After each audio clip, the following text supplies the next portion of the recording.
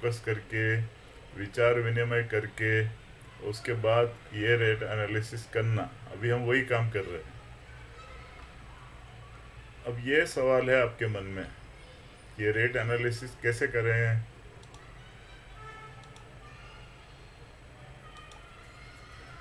ये आपके मन में है, रेट एनालिसिस कैसे करना है।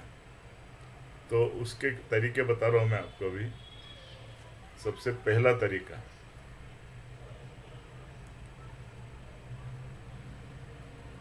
सबसे आसान तरीका है। क्या तरीका है?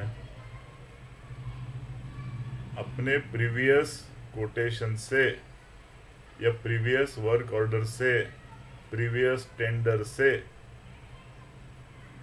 आप पता करें कि हमने कितने रेट वहाँ पे कोट किए थे, किस प्रकार के रेट हमने कोट किए थे। उसके आधार पे हम लोग इस टेंडर के लिए रेट कोट कर सकते हैं। इसमें कंडीशन क्या है? ये पिछला टेंडर जो हमने एग्जीक्यूट किया है उसी लोकेशन का हो, नेचर ऑफ वर्क सेम हो। अगर सेम क्लाइंट का हो तो बहुत बढ़िया, सोने में सुहागा। ऐसा बहुत बार होगा कि एकनाथ ने किर्लोस्कर ऑयल इंजिन्स में एक प्रोजेक्ट कंप्लीट किया, वो प्रोजेक्ट कंप्लीट करते करते उनका अगला टेंडर आ गया, तो नेचुरली अभी एकनाथ को फिर से रेट एनालिसिस करने की ज़रूरत नहीं है, उसके पास ऑलरेडी टेंडर डॉक्यूमेंट है पिछला वाला। दोनों के बीच में डिफरेंस कितना है? एक 8-9 महीने का, साल भर का डिफरेंस होगा पीरियड में। तो उस दौरान क्या क्या चेंजेस हुए हैं मटेरियल में, लेबर में, वो अगर थोड़ा सा अध्ययन किया तो वो डायरेक्टली उस पर काम कर सकता है। तो जैसे मैं आपको एक एग्जांपल देना चाहूँगा।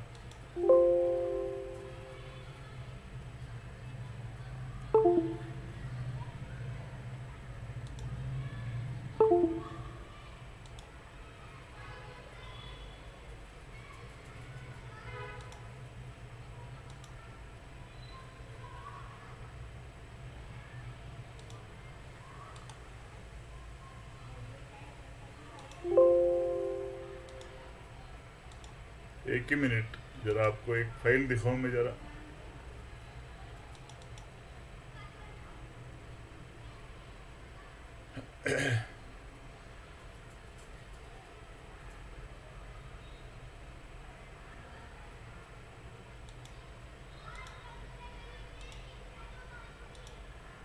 अपना विषय चल रहा है कि पहला वाला जो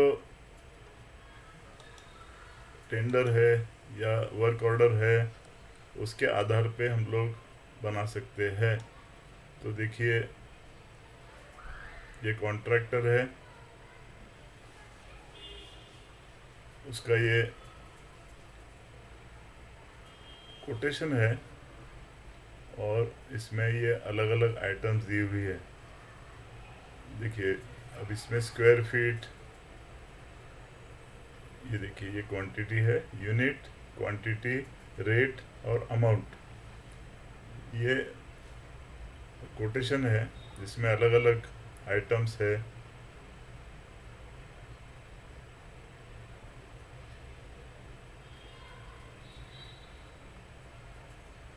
इसका मतलब क्या हुआ? यहाँ से आप क्या एक इम्पोर्टेंट मैसेज ले सकते हो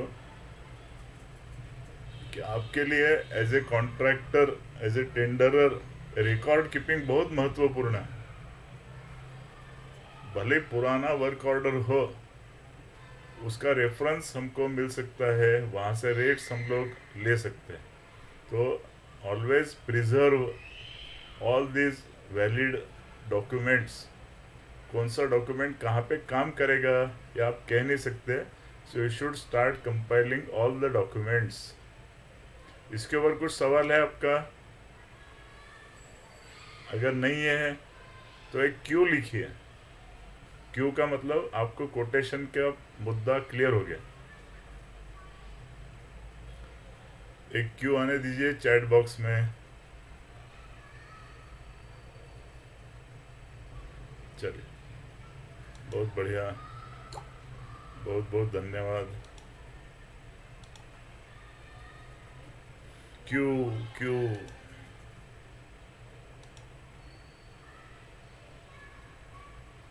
तो पहला पॉइंट हमने देखा from previous quotations, work orders और टेंडर्स,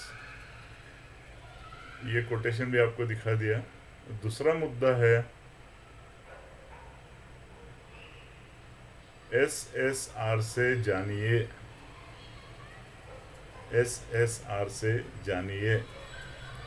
अभी आपके सामने जो दिख रहा है वो ताज़ा SSR है 21-22 का। ये देखिए, फाइंड आउट फ्रॉम SSR अभी खुला है आपके सामने नया SSR जो मैंने आप लोगों को भी भेजा हुआ है। ये देखिए SSR,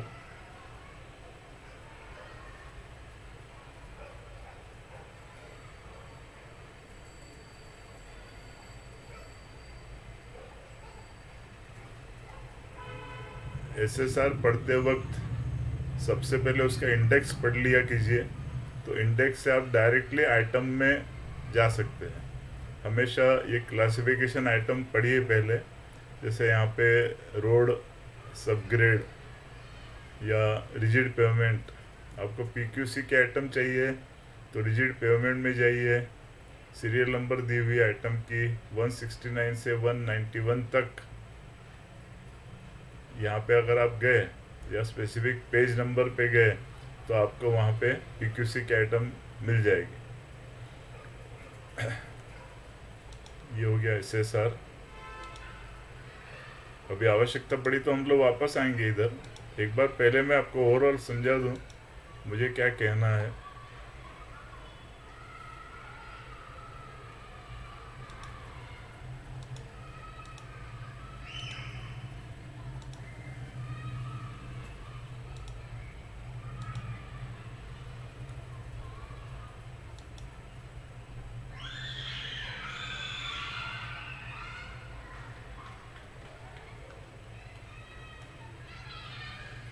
तीसरा मुद्दा है मित्रों DAR। DAR क्या है? Analysis of rates for Delhi. लेकिन दिल्ली नाम से आप घबराइए मत, हिंदुस्तान की कैपिटल है। लेकिन इसके अलावा ये जो मैं आपको रेफरेंस बुक दिखा रहा हूँ, ये बहुत ही अधिकृत और मान्यता प्राप्त रेफरेंस बुक है जो CPWD ने क्रिएट किया हुआ है। CPWD इसको पब्लिश करती रहती है हर 2 साल 3 साल के बाद। जैसे पिछली बार इन्होंने पब्लिश किया था 2016 में, अभी ये जो मैं आपको दिखा रहा हूँ वो 2019 का है। So this is called DAR, Delhi analysis of rates. इसके 2 खंड उपलब्ध है, वॉल्यूम 1 और वॉल्यूम 2। ये भी दिखाएंगे आपको और भेज भी दूंगा मैं आपको। काफ़ी हेवी है ये और इसकी कीमत कुछ 1500 या 3000 रुपये की कुछ प्राइस है। उसके बाद जो महत्वपूर्ण चीज़ है वो है analysis of the previous projects. ये बहुत महत्वपूर्ण है। इसका मतलब क्या है? जो भी प्रोजेक्ट आपने कंप्लीट किया हुआ है एज ए कॉन्ट्रैक्टर,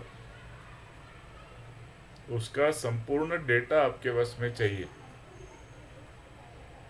और अगर मेरी बात आप मानो तो आपको वो एक्सेल में रखना चाहिए।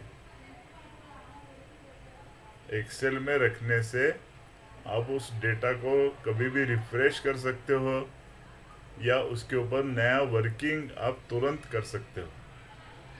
अभी अगला काम हम लोग एक्सेल में करने वाले हैं, तो इसलिए मैं पर्सनली आपको एक्सेल में काम करने की सलाह दूंगा।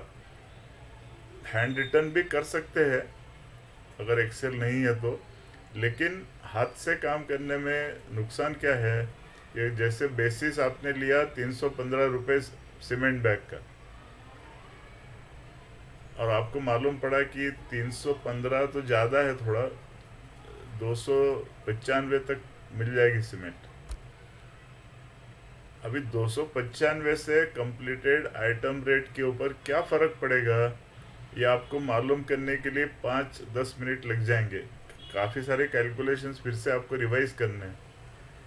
लेकिन एक्सेल में आपने जैसे ही 315 की जगह 295 डाला, ऐसे चुटकी बजाने के पहले वो आपके सामने रिजल्ट आ जाएगा। इसलिए मैं सुझाव दूंगा आपको कि आप रेट एनालिसिस या प्रोजेक्ट एनालिसिस एक्सेल में करें। यहाँ पे आएंगे वापस हम, ये लिंक आपको ओवरऑल पहले दिखा के फिर आता हूँ मैं इधर। हम लोग अभी क्या देख रहे हैं, रेट एनालिसिस करने के विविध मार्ग देख रहे हैं, अलग अलग तरीके देख रहे हैं। उसमें से जो अपने को सुटेबल हो उस पर्टिकुलर केस में उसको एडाप्ट करना पड़ेगा।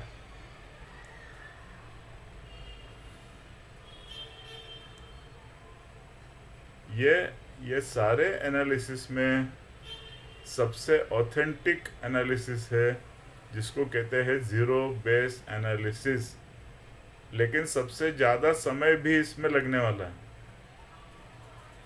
सबसे ज़्यादा समय इसमें लगने वाला है, सबसे ज़्यादा एनर्जी इसमें लगने वाली है पाँचवें नंबर के ऑप्शन में। लेकिन ये विधि भी आपको आना चाहिए। हालांकि ये क्लिष्ट है, लेकिन SSR DAR अगर आपके साथ में हो तो आप ये ज़ीरो बेस एनालिसिस भी कर सकते हैं। स्पेशली तब ये करना ज़्यादा आवश्यक है कि कोई एकदम नई आइटम हो जो आपने अभी तक एग्जीक्यूट नहीं की हो, आपके पास उस आइटम का कोई डेटा नहीं हो पुराना, आए ध्यान में, टोटली न्यू, उसमें आपको ज़ीरो बेस एनालिसिस करते आना चाहिए। इसके स्टेप्स क्या है, उसकी गहराई में हम लोग जाएंगे एक ब्रेक के बाद। लेकिन उसके पहले 6 नंबर के भी बता दूं आपको। एक और तरीका है टेंडर एनालिसिस का, वो ये तरीका है,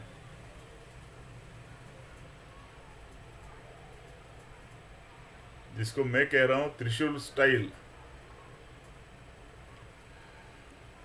अब मुझे आप लोग बताएंगे कि आपने त्रिशूल नाम की पिक्चर नाम तो सुना है, जिसमें अमिताभ बच्चन, संजीव कुमार, राखी, शशि कपूर, पूनम ढिल्लों,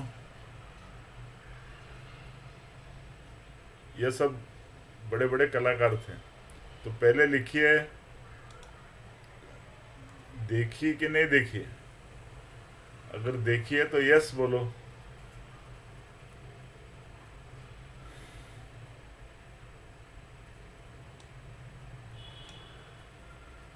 और नहीं देखी तो नो बोलो, फिर मैं आपको टिकट भिजवाता हूँ त्रिशूल के।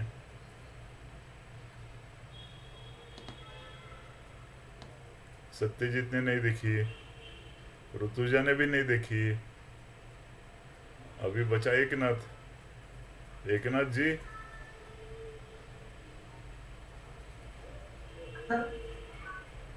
त्रिशूल।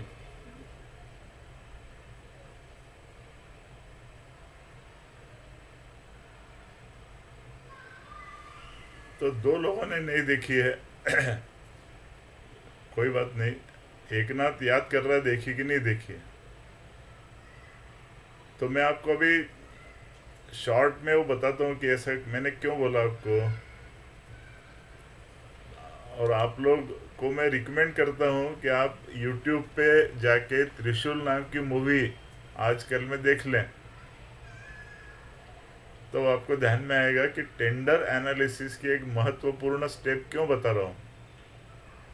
इसकी स्टोरी सलीम जावेद ने इसकी स्टोरी लिखी थी। 1978 में ये पिक्चर रिलीज हुई थी। और अब मैं स्टोरी बताने में तो मुझे कोई ज़्यादा कला हासिल नहीं है, इतना ही बता दूं कि अमिताभ बच्चन संजीव कुमार की कंपनी के टेंडर्स अमिताभ बच्चन की एक कंस्ट्रक्शन कंपनी है, संजीव कुमार की एक कंस्ट्रक्शन